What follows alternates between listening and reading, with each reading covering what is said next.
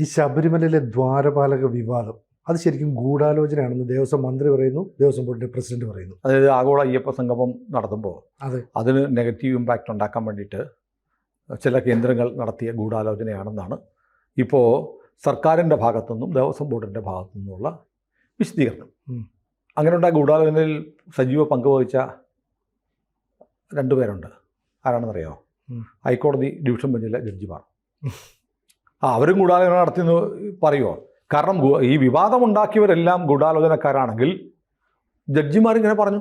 കോടതി പല കാര്യങ്ങളും കോടതി കണ്ടെത്തി ഈ ദ്വാരപാലക വിഗ്രഹങ്ങൾ അവിടെ നിന്ന് കടത്തിയത് നിയമപ്രകാരമല്ല, ഹൈക്കോടതിയെ അറിയിച്ചതിന് ശേഷം മാത്രമേ കൊണ്ടുപോകാവൂ എന്ന വ്യവസ്ഥ പാലിച്ചു. ബാക്കിയെല്ലാം പാലിച്ചു. പ്രശാന്ത് പറയുന്നത് എനിക്കിപ്പോഴും പിടികിട്ടുന്നില്ല. പ്രശാന്ത് പറയുന്നത് എല്ലാം പാലിച്ചു.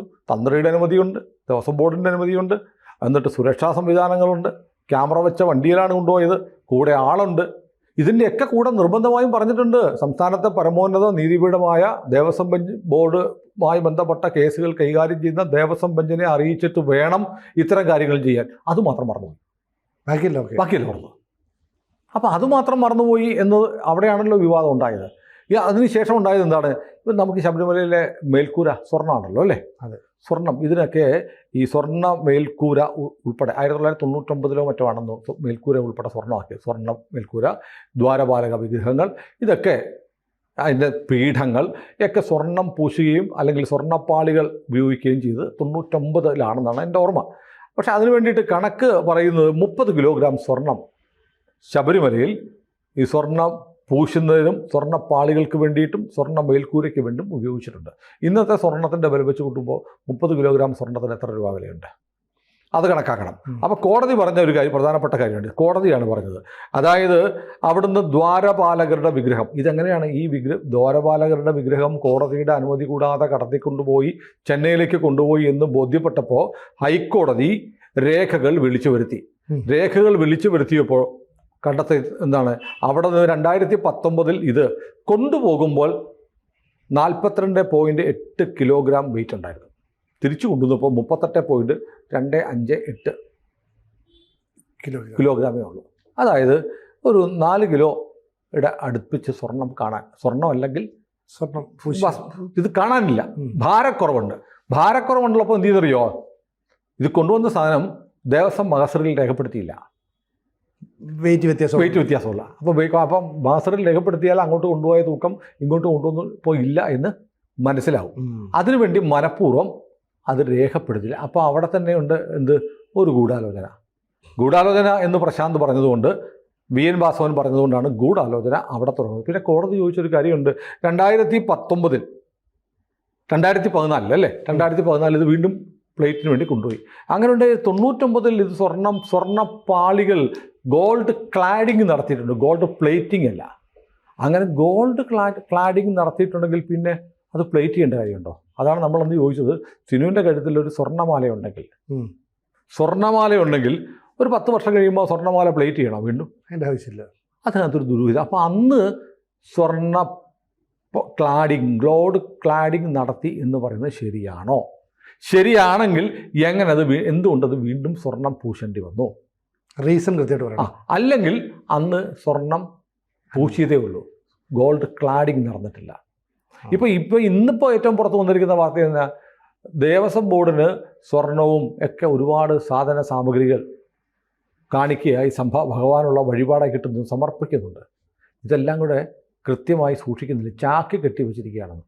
കണക്കില്ല, രേഖയില്ല. അതുകൊണ്ട് ജസ്റ്റിസ് KT ശങ്കറിനെ ഇതിൻ്റെ കണക്കെടുക്കാൻ വേണ്ടി ഹൈക്കോടതിക്ക് നിയമിക്കേണ്ടി വന്നിരിക്കുന്നു. റിട്ടയർഡ് ജഡ്ജിയായ, കേരള ഹൈക്കോടതിയിലെ ഏറ്റവും നീതിമാനായ, ഏറ്റവും സത്യസന്ധനായ, ഏറ്റവും ജുഡീഷ്യസ് ആയിട്ടുള്ള ഒരു ന്യായാധിപനാണ് ജസ്റ്റിസ് KT ശങ്കരൻ റിട്ടയർഡ് ജഡ്ജിയെ കോടതിക്ക് ഇന്ന് ഇത് പരിശോധിക്കാൻ വേണ്ടിയിട്ട്, പബ്ലിക്കിന് വേണ്ടി കൊടുക്കാനല്ല, അറിഞ്ഞ് കാര്യങ്ങൾ ബോധ്യപ്പെടാൻ വേണ്ടിയാണെന്ന് പറഞ്ഞ് ഡിവിഷൻ ബെഞ്ച്, ദേവസ്വം ബെഞ്ച് ഒരു റിട്ടയർഡ് ജഡ്ജിയെ ചുമതലപ്പെടുത്തിയിരിക്കുന്നു. ഇതാരുടെ ഗൂഢാലോചനയാണ്? കോടതിയുടെ ഗൂഢാലോചന എന്ന് പ്രശാന്ത് പറയുമോ? അപ്പോൾ ഈ ആഗോള അയ്യപ്പ സംഗമത്തെയോ അല്ലെങ്കിൽ ദേവസ്വം ബോർഡിനെയോ ദേവസ്വം മന്ത്രിയെ അപകീർത്തിപ്പെടുത്താനാണോ ഇത്? അപ്പോൾ ശബരിമലയിൽ കെടുകാര്യസ്ഥതയുണ്ട്. ഭഗവാന് കിട്ടുന്ന സ്വത്തുവകകൾ പൂർണ്ണ സുരക്ഷിതമായി സൂക്ഷിക്കുന്നില്ല. ഇതാണ് ഇപ്പോഴാണ് ഈ വിവരം പുറത്തു വരുന്നെങ്കിൽ എത്രയോ കാലമായിട്ട് ഇതുണ്ടാവും.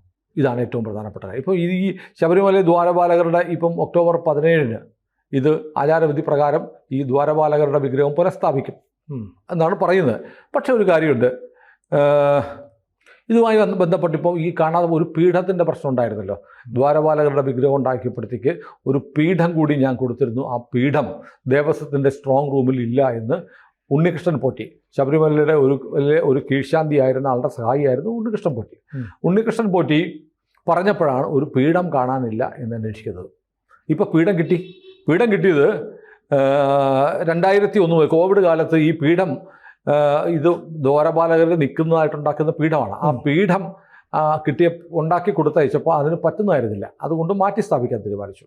അങ്ങനെ കിട്ടിയ പീഠമാണ് ഉണ്ണികൃഷ്ണൻ പോറ്റി ഇത് വീണ്ടും സ്വർണം പൂശാനായിട്ട് കൊണ്ടുപോയി. ഇപ്പോൾ ദ്വാരപാലകരുടെ ഈ വിഗ്രഹങ്ങൾ കൊണ്ടുവരിക്കുന്ന ഉണ്ണികൃഷ്ണൻ പോറ്റിയാണ്. അദ്ദേഹമാണ് സ്വർണം പൂശുന്നത്.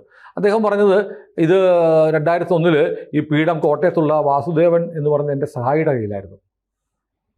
ഇപ്പോൾ എന്ത് പറ്റി, പെട്ടെന്ന് ഇത് വിവാദമായപ്പോൾ വാസുദേവൻ പേടിച്ചു പോയി. എൻ്റെ കയ്യിലിരിക്കുന്നു, ഞാനിത് മോഷ്ടിച്ചുകൊണ്ട് പോയില്ല. കാരണം ഇതിനിപ്പം അവിടെ അത് ഫിറ്റല്ലാത്ത ഒരു പീഠമാണ്. അതുകൊണ്ട് അത് തിരിച്ചു കൊണ്ടുവന്ന് പകരം വേറെ കൊടുത്തിട്ടുണ്ട്. പക്ഷെ എന്നാലും ഭഗവാന് കൊടുത്ത സാധനമാണ്. അത് ഫിറ്റായാലും ഫിറ്റല്ലെങ്കിലും തിരിച്ച് ദേവസ്വത്തിലേക്ക് പോകേണ്ടതാണ്. പക്ഷേ ഇത് വീണ്ടും വന്നിട്ട് അത് വേറെ പകരം കൊടുത്തല്ലോ എന്ന് കരുതിയിട്ടോ കോവിഡും ഒക്കെ ആയി ബന്ധപ്പെട്ട് ഈ സാധനം 2001 മുതൽ കോട്ടയത്തുള്ള വാസുദേവൻ്റെ കയ്യിലുണ്ടായിരുന്നു. അത് ഈ വിവാദം ഉണ്ടായപ്പോൾ ഇയാൾ പേടിച്ചു പോയി. 2 പെൺമക്കളെ മറ്റാണ് ഈ വാസുദേവനുള്ളത്. പുള്ളി ഭയന്നു പോയി. ഞാനിപ്പോൾ അവസാനം ഭഗവാന്റെ സ്വർണ്ണ പീഠം മോഷ്ടിച്ചു എന്നുള്ള കേസിൽ പ്രതിയാകുമോ എന്ന് കരുതിയിട്ട് ഇയാൾ ഉടനെ ഈ ഉണ്ണികൃഷ്ണൻ പോറ്റിയെ വിളിക്കുകയും ഞാൻ ആത്മഹത്യ ചെയ്യും എന്നൊക്കെ പറയുകയൊക്കെ ചെയ്തത്രേ. അങ്ങനെയാണ് ഈ വെഞ്ഞാറമൂട് പുളിമാത്തിലുള്ള ഈ ഉണ്ണികൃഷ്ണൻ പോറ്റിയുടെ സഹോദരി മിനി ദേവിയുടെ വീട്ടിലേക്ക് ഈ പീഠം കൊണ്ടുപോകുന്നത്. അവിടെ നിന്ന് പോയിട്ട് ദേവസ്വം വിജിലൻസ് SP ഈ പീഠം കണ്ടെടുക്കുകയോ പിടിച്ചെടുക്കുകയോ ഏറ്റുവാങ്ങുകയോ ഒക്കെ ചെയ്തു. അപ്പോൾ അതാണ് ഇതിൻ്റെ ഒരു ക്ലൈമാക്സ്. അപ്പോൾ ഇത് പറഞ്ഞു വരുന്നത് ഉണ്ണികൃഷ്ണൻ പോറ്റി ഇപ്പോൾ ഇതെന്തിനാണ് ഇപ്പോൾ പറഞ്ഞത്, ഒരു പീഠം കിട്ടാനുണ്ടെന്ന് പറഞ്ഞത് എന്തിനാണ്? ഒരു പീഠം കൂടെ ഉണ്ട്, ഞാനൊരു പീഠം കൂടെ കൊടുത്തിരുന്നു എന്ന് ഉണ്ണികൃഷ്ണൻ പോറ്റി ഇപ്പോൾ പറഞ്ഞത് എന്തിനാണെന്ന്? ദേവസ്വത്തെ ചിത്തയാക്കാൻ, ആഗോള അയ്യപ്പ സംഗമത്തെ മോശപ്പെടുത്താനാണ് എന്നാണ് പ്രശാന്തിൻ്റെ ഭാഷ്യം. എന്നാൽ പിന്നെ ഈ ഉണ്ണികൃഷ്ണൻ പോറ്റിക്ക് ഇത് മിണ്ടായിരുന്ന പോരായിരുന്നോ? അദ്ദേഹത്തിന് ഇത് മനസ്സറിവുള്ളതാണെങ്കിൽ മിണ്ടായിരുന്നാൽ മതിയായിരുന്നു. കാരണം സ്വർണ്ണം പൂശിയല്ലേ. അതിനകത്ത് ഇപ്പോൾ ഈ പറഞ്ഞ പോലെ 3 കിലോ 364 ഗ്രാം 3 പവൻ സ്വർണ്ണമാണ് പ്ലേറ്റ് ചെയ്തിരിക്കുന്നത് ഈ സ്വർണ്ണപ്പീഠത്തിൽ. 3 പവൻ സ്വർണ്ണത്തിൻ്റെ പേരിൽ അദ്ദേഹം കള്ളനാവേണ്ട കാര്യമുണ്ടോ? ഇല്ല. അപ്പോൾ പുള്ളിക്ക് ഓർമ്മ വന്നു, പുള്ളി മറന്നുപോയി. പുള്ളി പറഞ്ഞു ഞാൻ മറന്നുപോയി ഈ സാധനം. കാരണം നമ്മൾ അത് പറ്റില്ല എന്ന് പറഞ്ഞ് തിരിച്ചു കൊണ്ടുവന്ന് വേറെണ്ണം കൊടുത്തു. അതിപ്പോൾ അവിടെ കോവിഡ് വന്നു, പിന്നെ ലോക്ക്ഡൗൺ ഒക്കെ ആയിപ്പോൾ ഇത് അവിടെ ഇരുന്ന് പോയി. എൻ്റെ ഓർമ്മയിൽ അത് എവിടെയാണെന്ന് ഓർമ്മയില്ല. ഞാൻ ഞാൻ ഒരെണ്ണം കൂടെ കൊടുത്തിരുന്നു, അതിപ്പോൾ അവിടെ ഇല്ലല്ലോ എന്ന് ഓർത്തു. അത് കഴിഞ്ഞപ്പോഴാണ് അത് ഇന്നിടത്തുണ്ട്, വാസുദേവൻ്റെ വീട്ടിലുണ്ടെന്ന് വാസുദേവൻ വഴിയെ തിരിച്ചു വരികയും ചെയ്തത്. അപ്പോൾ ഉണ്ണികൃഷ്ണൻ പോറ്റി ശബരിമലയ്ക്ക് എതിരെ എന്തോ ഗൂഢാലോചന നടത്തി എന്ന തരത്തിലേക്ക് ഒരു സ്റ്റോറി ഡെവലപ്പ് ചെയ്ത് വരികയാണ് ദേവസ്വം ബോർഡെന്ന് തോന്നുന്നു. അപ്പോൾ ദേവസ്വം ബോർഡ് ഉത്തരം പറയേണ്ട ഒരുപാട് കാര്യങ്ങൾ, അതായത് ഒന്ന്, എന്തുകൊണ്ടാണ് ഈ ദ്വാരപാലക വിഗ്രഹങ്ങൾ ഹൈക്കോടതിയെ അറിയിക്കാതെ കൊണ്ടുപോയത്? രണ്ടാമത്തത്, ഇതിൻ്റെ ഭാരക്കുറവ് എങ്ങനെയാണ് ഉണ്ടായത്? പ്രശാന്തിൻ്റെ ഒരു ഇൻ്റർവ്യൂ ഇന്ന് ഏഷ്യാനെറ്റിലോ റിപ്പോർട്ടറിലോ മറ്റോ പോകുന്നുണ്ട്. റിപ്പോർട്ടറിലാകുന്നത് അല്ലേ, അത് 24 പോകുന്നുണ്ടായിരുന്നു. പക്ഷെ അതിനകത്ത് അദ്ദേഹം പറയുന്നില്ല എന്തുകൊണ്ടാണ് ഈ തൂക്കം കുറഞ്ഞത്. തൂക്കം കുറഞ്ഞതിൻ്റെ ഒരു ഭാഷ്യം പറഞ്ഞു കേട്ടത് എങ്ങനെയാണെന്നറിയോ? തൂക്കം കുറഞ്ഞത് സ്വർണത്തിൻ്റെ അല്ല, ചെമ്പിൻ്റെയാണെന്ന്. ഒരു സാധനം സ്വർണത്തിൽ ചെമ്പ് പൂശുന്നു, ചെമ്പിൽ സ്വർണം പൂശുന്നു. അപ്പോൾ തൂക്കം കുറയുമ്പോൾ അതിന് ചെമ്പിൻ്റെ മാത്രമായിട്ട് തൂക്കം അങ്ങനെ കുറയും? മൊത്തം തൂക്കമല്ലേ കുറയുന്നത്. അപ്പോൾ കുറഞ്ഞിട്ടുണ്ട്, തൂക്കം കുറഞ്ഞിട്ടുണ്ട്, 4 കിലോ കുറഞ്ഞിട്ടുണ്ട്, അത് ചെമ്പിൻ്റെ തൂക്കം കുറഞ്ഞാണെന്ന് പറഞ്ഞു. അപ്പോൾ എല്ലാം വല്ലാത്ത ദുരൂഹതയുണ്ട്. ശബരിമലയുടെ കാര്യത്തിൽ വല്ലാത്ത ദുരൂഹതയുണ്ട്. ദേവസ്വം ബോർഡ് പ്രസിഡന്റ് പ്രശാന്ത് പറയുന്നത് കൺവിൻസിങ് അല്ല.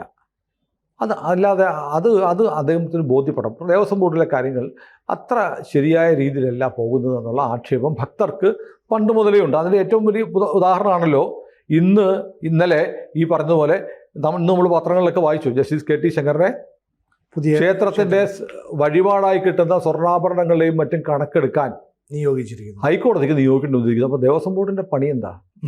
ഇതിനൊക്കെയല്ലേ പ്രശാന്ത് ഉത്തരം പറയേണ്ടത്? പ്രശാന്ത് ചെറുപ്പക്കാരനായ ഒരു ദേവസ്വം ബോർഡ് അധ്യക്ഷനാണ്. അദ്ദേഹത്തോട് നമുക്കൊന്നും ഒരു ശത്രുതയൊന്നുമില്ല. പക്ഷെ അദ്ദേഹത്തിൻ്റെ കീഴിലിരിക്കുന്ന ഒരു സ്ഥാപനം, അദ്ദേഹം ഭരിക്കുന്ന ദേവസ്വം ബോർഡിലെ കാര്യങ്ങളൊന്നും മുറപ്രകാരമല്ല, ക്രമപ്രകാരമല്ല, നിയമാനുസൃതമല്ല, സുതാര്യമല്ല. അങ്ങനെയൊക്കെ നടക്കുമ്പോൾ അത് ചൂണ്ടിക്കാണിക്കണം. എന്തായാലും പ്രശാന്ത് ഒരു പ്രധാനപ്പെട്ട കാര്യം പറഞ്ഞത് ശ്രദ്ധിച്ചായിരുന്നോ? കാരണം സ്വാമിയെ ശരണമയ്യപ്പ എന്നിങ്ങനെ കാണിച്ചത് തെറ്റിപ്പോയി, അതിന് ഞാൻ ഖേദിക്കുന്നു എന്ന് പറഞ്ഞു. അത്രയും നല്ലത്. അത് പറഞ്ഞു. ഏതായാലും പ്രശാന്ത് വെറുതെ ഇങ്ങനെ ആക്ഷേപങ്ങളും ഗൂഢാലോചന സിദ്ധാന്തവും ഒക്കെ ഉണ്ടാക്കുന്നതിന് പകരം അദ്ദേഹം കാര്യമായി ഇടപെട്ട് ഇത് പരിഹരിക്കാൻ കഴിയുമെങ്കിൽ പരിഹരിക്കുക. കാരണം ഭക്തൻ്റെ സംഭാവനയാണ്, ഭക്തൻ്റെ വഴിപാടാണ്, അയ്യപ്പൻ്റെ സ്വത്താണ്. അയ്യപ്പൻ്റെ സ്വത്തിനെ തൊട്ട് കളിച്ചാൽ, അവിടെ നഷ്ടമുണ്ടാക്കിയാൽ എന്ത് സംഭവിക്കുമെന്ന് അമ്മയുണ്ടെങ്കിൽ അമ്മയോട്, ഭാര്യയുണ്ടെങ്കിൽ ഭാര്യയോട്, അല്ലെങ്കിൽ വീട്ടിലെ സ്ത്രീകളോട് ചോദിച്ചാൽ അവർ പറഞ്ഞു തരും, കൃത്യമായി പറഞ്ഞു തരും. അല്ലാതെ നമ്മൾ വിപ്ലവ വിപ്ലവ രക്തവും കൊണ്ട് നടക്കുമ്പോൾ മനസ്സിലാവത്തില്ല. പക്ഷെ വീട്ടിലിരിക്കുന്ന സ്ത്രീകൾക്ക് മനസ്സിലാവും അയ്യപ്പനോട് കളിച്ചാൽ എന്ത് പറ്റുമെന്നുള്ളത്. ഏതായാലും പ്രശാന്തിൻ്റെ മറുപടികൾ അത്ര കമ്മ്യൂണിക്കേറ്റീവ് അല്ല. എനിക്കൊരാഗ്രഹമുണ്ട്, പ്രശാന്ത് നമ്മുടെ ചാനലിൽ വരുവാണെങ്കിൽ അദ്ദേഹത്തിന് നമ്മളിപ്പം ശബരിമലയെ ബന്ധപ്പെട്ട് 3-4 വീഡിയോകൾ ചെയ്തു. അതൊക്കെ അവിടുത്തെ പ്രശ്നങ്ങളാണ് നമ്മൾ സംസാരിച്ചത്. അപ്പോൾ പ്രശാന്ത് ABC-യോട് സംസാരിക്കാൻ തയ്യാറാണെങ്കിൽ നമുക്ക് സംസാരിക്കാം. പ്രശാന്ത്, എനിക്ക് കുറച്ച് സംശയങ്ങളുണ്ട്. ആ സംശയങ്ങൾ ദൂരീകരിക്കാൻ കുറച്ച് ചോദ്യങ്ങൾ പ്രശാന്തിനോട് ചോദിക്കണമെന്ന് എനിക്ക് ആഗ്രഹമുണ്ട്. അപ്പോൾ അത് ഒരുപക്ഷെ ഞാനാവട്ടെ സിനിമ ആവട്ടെ ചോദിക്കുന്നത് കേരളത്തിലെ ലക്ഷോപലക്ഷം വരുന്ന അയ്യപ്പ ഭക്തർക്ക് വേണ്ടിയായിരിക്കും. അപ്പോൾ ദേവസ്വം ബോർഡ് പ്രസിഡൻറ്റിനെ നമ്മുടെ ഫ്ലോറിലേക്ക് നമ്മൾ ക്ഷണിക്കുന്നു. പ്രശാന്ത് വരും എന്നാണ് നമ്മൾ പ്രതീക്ഷിക്കുന്നത്. ആരെങ്കിലും ഈ ഒരു ഇൻവിറ്റേഷൻ പ്രശാന്തിൻ്റെ ശ്രദ്ധയിൽപ്പെടുത്തിയാൽ കൊള്ളാം. കൂടുതൽ വാർത്തകളും വിശേഷങ്ങളും നിങ്ങളിലേക്ക് എത്താൻ ABC മലയാളം സബ്സ്ക്രൈബ് ചെയ്യുക, ബെൽ ബട്ടണും അമർത്തുക.